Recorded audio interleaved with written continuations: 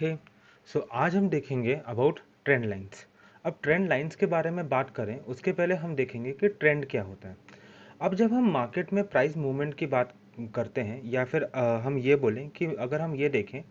कि मार्केट में प्राइसेस किस तरीके से चलते हैं, तो अगर बहुत ब्रॉडली हम बोलें तो हम उसको दो कैटेगरीज में डिवाइड कर सकते हैं। पहला होगा एक ऐसा प्राइस मूवमेंट जहाँ पे जो प्राइस है वो दो लेवल्स के बीच में, मतलब एक लोअर लेवल और एक अपर लेवल के बीच में जो प्राइस है वो ऑसिलेट करता रहता है। इस टाइप के मार्केट को हम बोलते हैं रेंज बाउंड मार्केट, क्योंकि एक लोअर प्राइस और एक अपर प्राइस जो एक रेंज क्रिएट करती है उसके बीच में ही प्राइस ऑसिलेट करता है, इसलिए हम इसको बोलते हैं रेंज बाउंड मार्केट। अब ये जो लेवल्स हैं प्राइस के, तो जो लोअर लेवल होगा उसे हम बोलते हैं सपोर्ट, एंड जो अपर वाला होता है उसे हम बोलते हैं resistance. And support and resistance जो है वो हम हमारे लास्ट वीडियो में काफ़ी डेप्थ में देख चुके हैं। तो moving on to the second type, जो कि है डायरेक्शनल मार्केट। मतलब डायरेक्शनल मार्केट का मतलब ये होता है कि जो मार्केट में प्राइजेज हैं वो एक डायरेक्शन में मूव करते हैं। मीनिंग या तो वो ऊपर जा रहे होंगे या फिर वो नीचे जा रहे होंगे, पर वो एक ना एक डायरेक्शन की तरफ मूव करते हैं। अब इस डायरेक्शनल मार्केट को अगर हम और डेप्थ में देखें तो let's start with an upward direction market. एक अपर डायरेक्शन मार्केट के लिए हमें सबसे पहले एक चीज़ देखनी होगी कि जो प्राइजेज हैं वो कभी भी स्ट्रेट लाइन में मूव नहीं होते। जो प्राइजेज हैं वो हमेशा हमेशा कुछ इस पैटर्न में होते हैं मूव। मतलब थोड़ा सा एक अच्छा खासा अप मूव देंगे, उसके बाद थोड़ा सा नीचे आएंगे, देन फिर एक बड़ा अप मूव देंगे, देन अगेन नीचे आएंगे, एंड इसी तरह ऊपर नीचे होते हुए ये जो प्राइस है ये एक अपर डायरेक्शन में मूव होता है।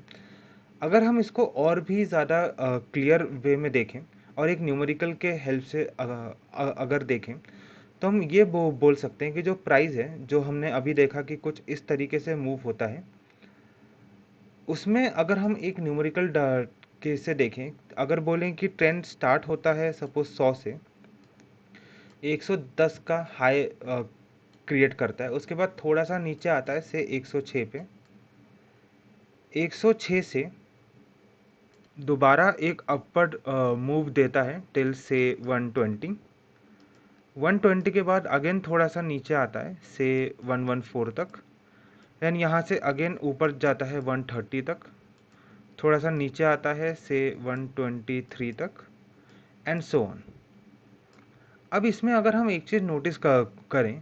कि जब जब प्राइस ने एक बड़ा मूव दिया है, एक हाई क्रिएट किया, उसके बाद थोड़ा सा नीचे आया, देन अगेन एक एक नया हाई क्रिएट किया, तो इसमें जो ये हाइज हैं, मतलब 110, 120, 130, ये जो हाइज हैं, हर हाई पहले वाले हाई पॉइंट के ऊपर है। तो अगर हम इसको इस तरीके से देखें कि हर बार जब प्राइस एक अपवर्ड मूव दे रहा है वो एक हायर हाई क्रिएट करता हुआ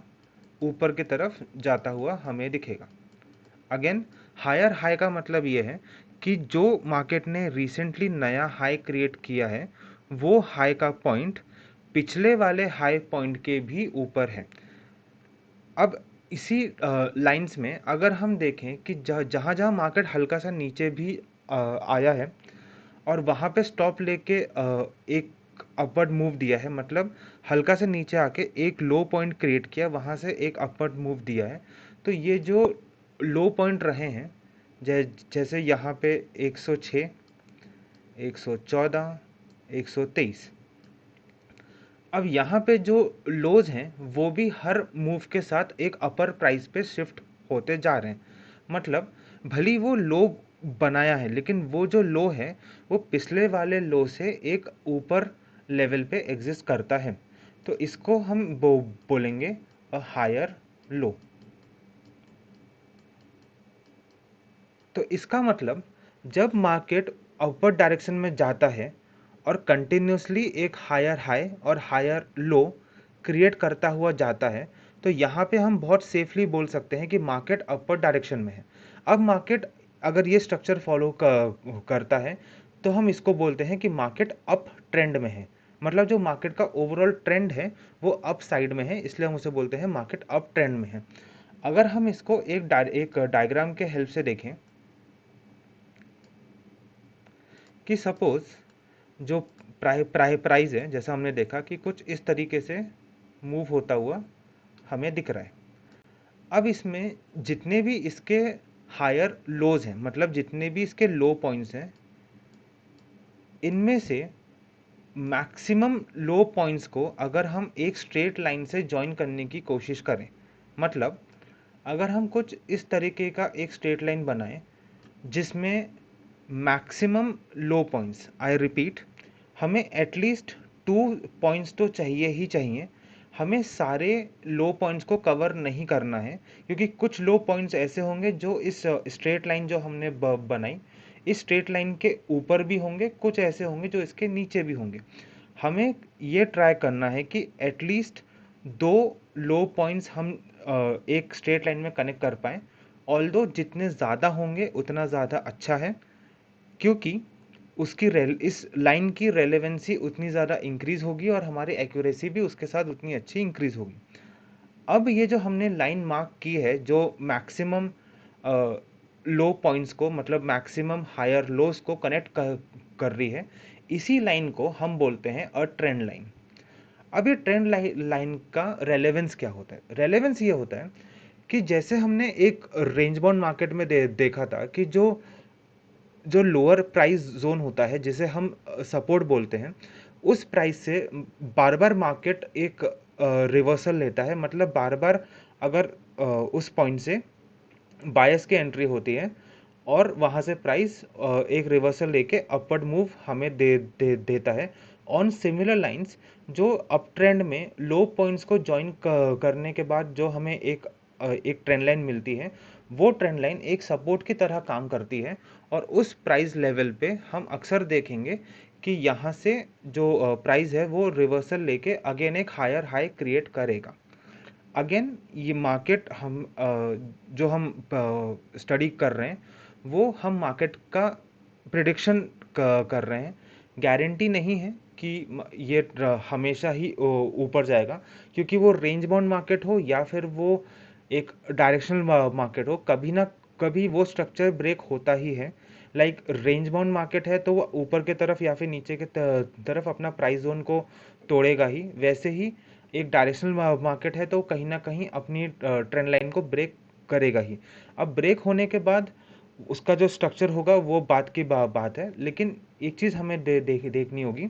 कि ये जो मार्केट है इसमें स्ट्रक्चर्स हमें अक्सर चेंज होते हुए दिखेंगे। तो हमें कभी भी एक रूल ऑफ थंब लेके नहीं बैठना है कि यहाँ पे प्राइस आया है तो यहाँ से ऊपर के तरफ ही मूव होगा, ऐसा बिल्कुल भी नहीं है। बस ये है कि अगर उस लेवल्स पे हमें प्राइस दिखता है तो हम एक एक्सपेक्ट कर सकते हैं या एक ओपिनियन बना सकते हैं कि जो हमने पढ़ा है, जो हमने देखा है, उसके हिसाब से इस टाइप का मूव हो सकता है। होगा नहीं होगा उसकी गारंटी कभी नहीं होती, तो हमें हमेशा एक कॉशन के साथ मार्केट को देखना चाहिए। Now coming back to the up trend, अगर हम यहाँ देखें कि यहाँ पे जैसे एक बार, 2 बार, 3 बार, 4 बार जो मार्केट है वो अपने लो पॉइंट्स तक आया है और जहाँ पे हमने ट्रेंड लाइन बनाई है वहीं से मार्केट ने एक हायर हाई क्रिएट किया है। तब अब जब प्राइस यहाँ पे है तो हम एक एक्सपेक्टेशन रख सकते हैं कि जब प्राइस दोबारा ट्रेंड लाइन के पास आता है या ट्रेंड लाइन के को टच करता है तो यहाँ से अगेन एक हायर हाई क्रिएट कर सकता है। तो ये जो हमने प्रिडिक्शन किया, ये प्रिडिक्ट करने में ट्रेंड लाइन हमें हेल्प करती है। अब ट्रेंड लाइन जो है वो जितने ज़्यादा पॉइंट्स को कनेक्ट करेगी उसकी रेलेवेंसी उतनी ज़्यादा होगी उसकी, और हमारी एक्यूरेसी भी उसकी उतनी ही अच्छी होगी। अगर हम इस अपवर्ड वाले ट्रेंड लाइन को एक एक्चुअल चार्ट में देखें तो यहाँ हम देख सकते हैं कि जो मार्केट है वो एक अपवर्ड मूव में है एंड एक प्रॉपर स्ट्रक्चर भी फॉलो कर रहा है, जहाँ पे जो मार्केट का स्ट्रक्चर है वो प्रॉपरली फॉलो हुआ है, उसको हम पहले देख लेते हैं। अगर हम बोलें कि जो अप ट्रेंड है वो यहाँ से चालू हुआ है तो यहाँ हम देखेंगे कि यहाँ पे अगर मार्केट का बेस था तो यहाँ से जैसे हुआ स्टार्ट, एक उसने नया हाई क्रिएट किया, नया low, higher high, higher low, higher high, higher low, higher high, higher low, and इसी तरीके से जो मार्केट है ये एक अपवर्ड मूव देता हुआ हमें दिख रहा है।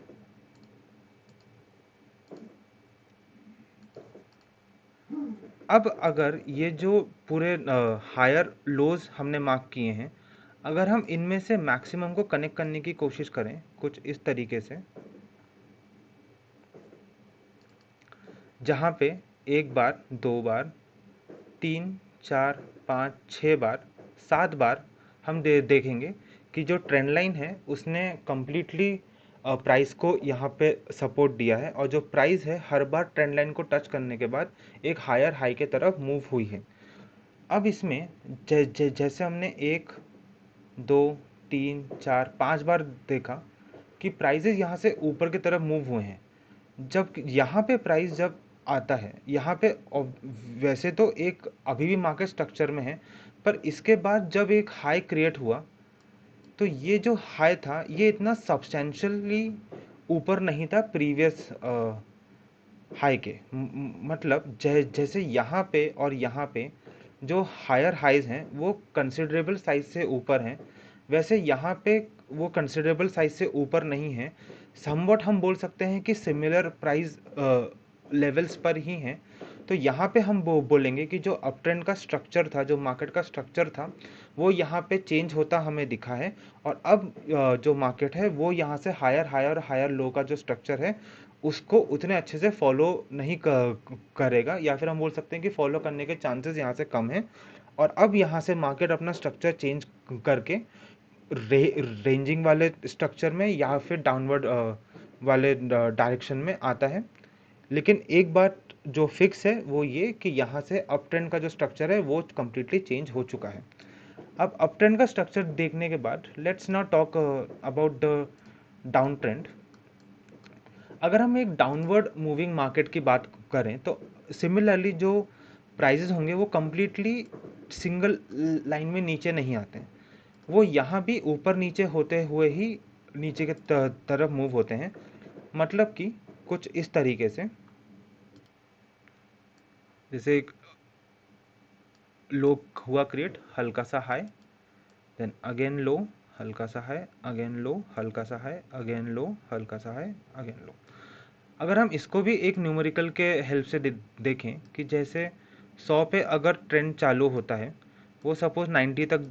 जाता है, थोड़ा सा ऊपर आता है से 94 पे, अगेन नीचे आता है से 80 पे, ऊपर आता है 82 पे, नीचे आता है 70 पे, ऊपर आता है 76 पे, नीचे जाता है 60 पे, एंड सो ऑन करते हुए मार्केट नीचे की तरफ मूव होता है। अब इसमें हम ये देखेंगे कि क्योंकि मार्केट एक डाउन ट्रेंड में है तो जो डाउनवर्ड मूव्स आएंगे उनका साइज कंपैरेटिवली बड़ा होगा as compare to the upper moves. तो इसमें जो मार्केट है वो हर बार एक नया लो पॉइंट क्रिएट करेगा। मतलब जैसे मार्केट 100 से 90 पे आता है तो 90 से आने के बाद थोड़ा सा ऊपर होता है से 94 तक, वहाँ से नीचे आता है 80 तक। तो ये जो 90 से 80, 94 से सॉरी 100 से 90,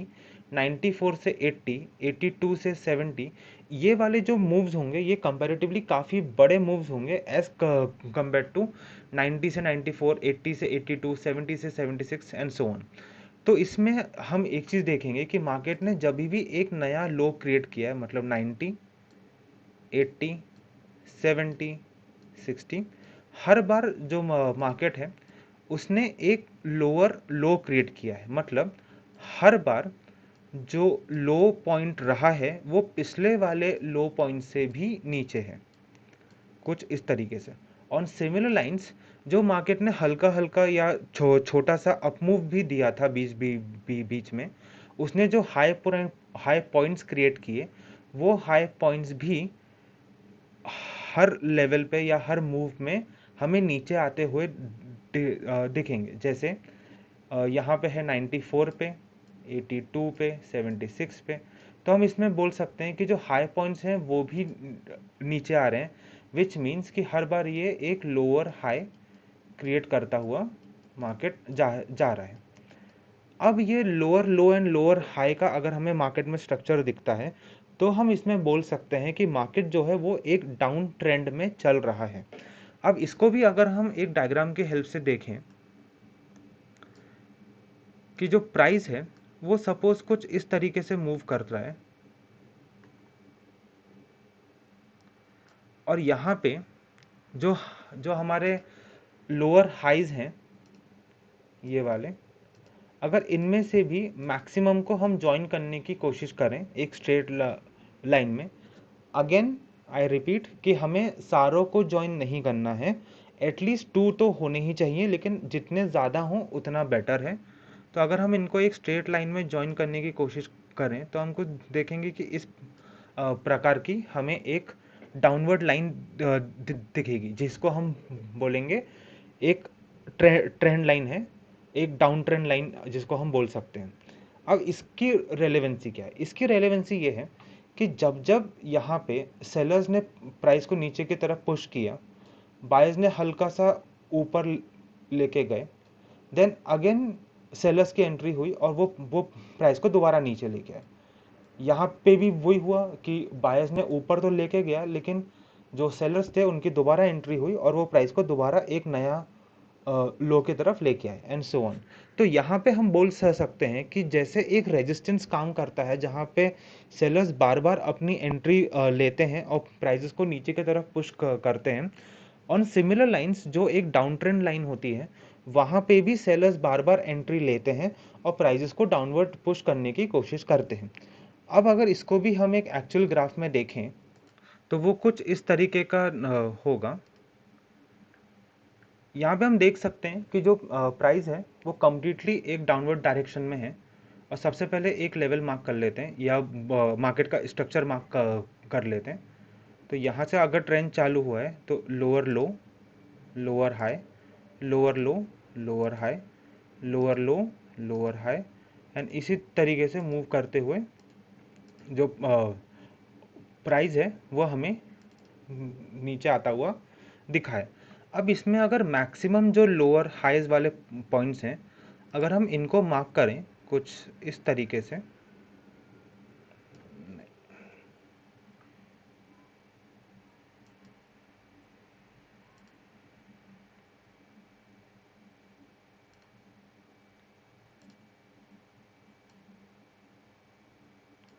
तो यहाँ पे हम देख सकते हैं कि जो लोअर हाई के पॉइंट्स हैं उन्होंने मैक्सिमम टाइम यहीं पे एक एक रेजिस्टेंस लिया है, जैसे एक बार, दो बार, तीन बार, और हर बार जब वहाँ पे आया है या उसके आसपास भी आया है तो प्राइस यहाँ से एक डाउनवर्ड्स मूव हमें दिया है। अब इस पॉइंट पे आने के बाद भले ही इसने एक नया लोअर लो क्रिएट किया हो, पर ये एक लोअर हाई क्रिएट करने के बाद दोबारा एक लोअर लो क्रिएट करने में सक्सेसफुल नहीं रहा है। तो यहाँ पे हम बोल सकते हैं कि जो मार्केट का स्ट्रक्चर था of lower highs and lower lows वो यहाँ पे कहीं ना कहीं ब्रेक हुआ है और अब जो मार्केट है वो डाउन ट्रेंड से निकल गया है और एक दूसरे मार्केट स्ट्रक्चर की तरफ मूव किया है। आई होप कि ये दोनों कॉन्सेप्ट्स आपको बहुत अच्छी तरीके से समझे होंगे। अगर कोई भी डाउट्स और सजेशंस हों तो कमेंट बॉक्स में प्लीज़ लिख दीजिए and thank you for watching.